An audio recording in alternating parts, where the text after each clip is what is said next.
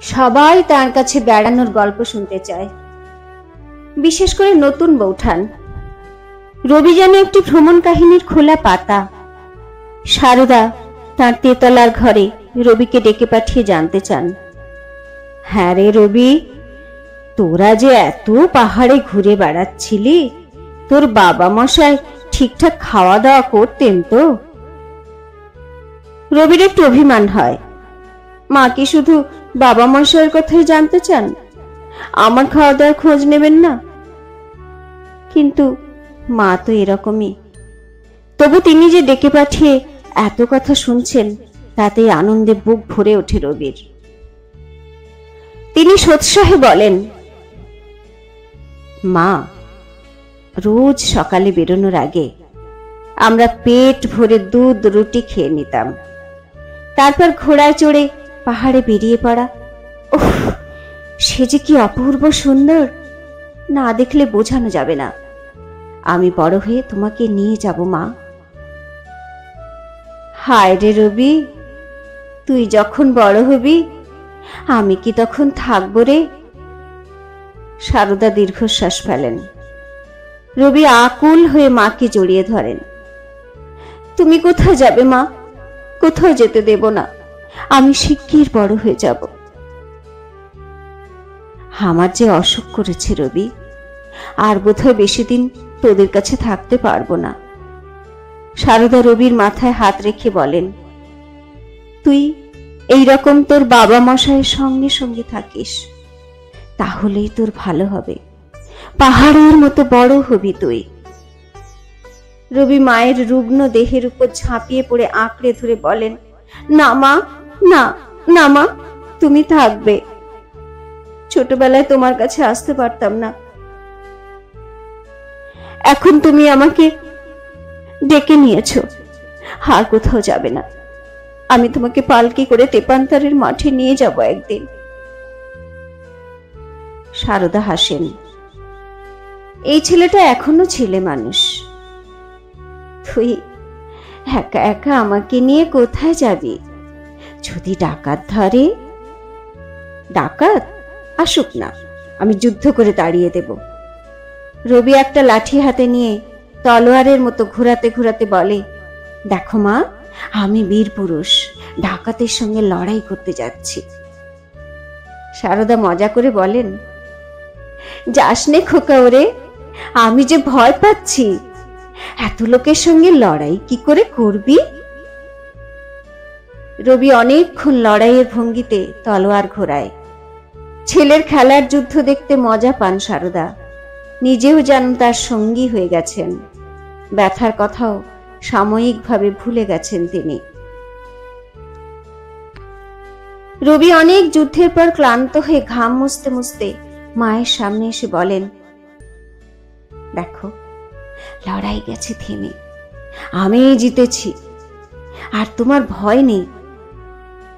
সারদা কষ্ট করে উঠে বসেন।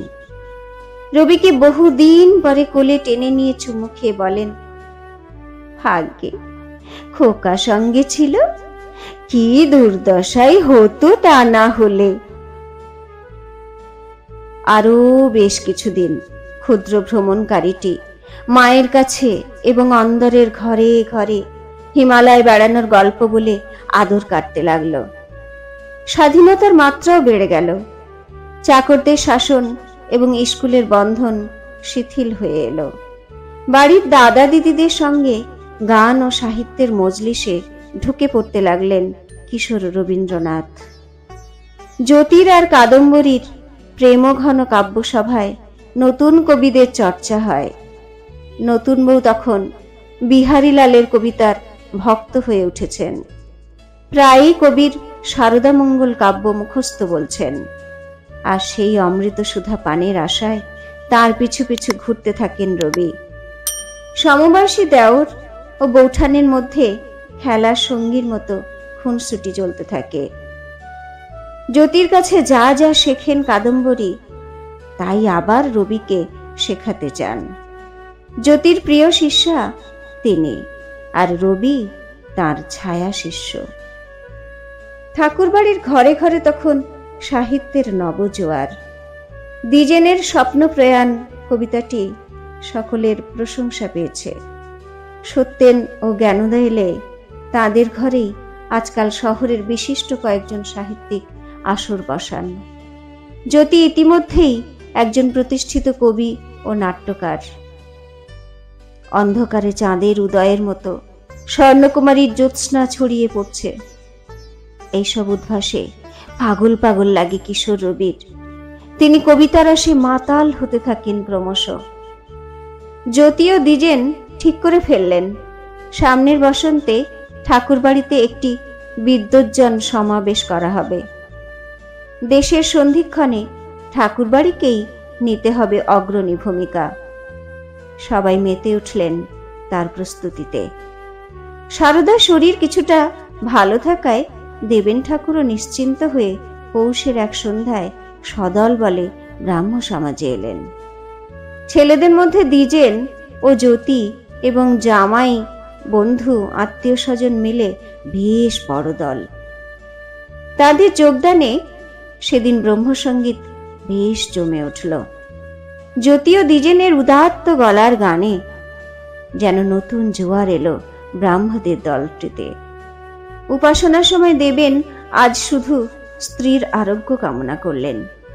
সারদা অসুস্থ থাকলে ঘরে মন বসে না তার, গৃহকে গৃহ মনে হয় না। কিছুদিনের মধ্যেই উচাটন কাটাতে শিলাইদহে জমিদারি দেখতে গেলেন তিনি। সারদাও ঘরবন্দি না থেকে গঙ্গাবক্ষের মনোরম বাতাসে ফিরে যাওয়ার সিদ্ধান্ত নিলেন।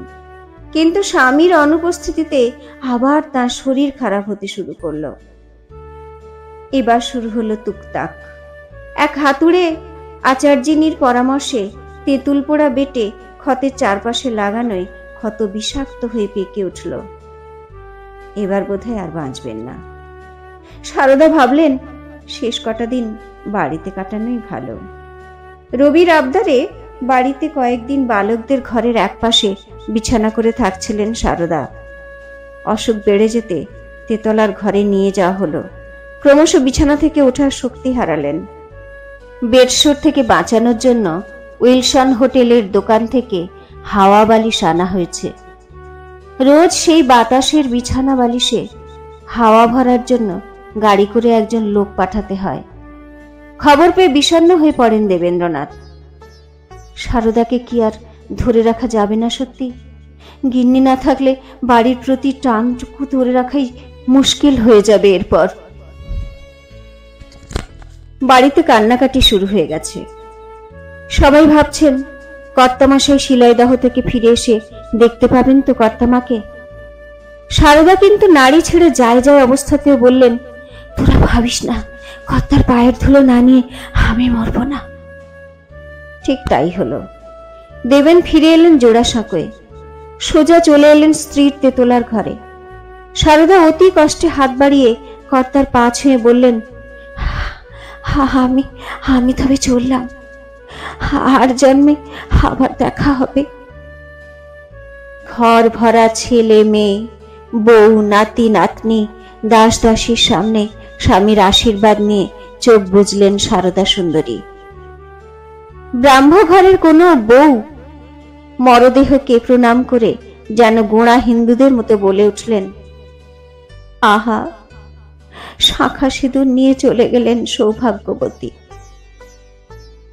চুপচাপ কিছুক্ষণ দাঁড়িয়ে থেকে ছাদে চলে গেলেন দেবেন্দ্রনাথ।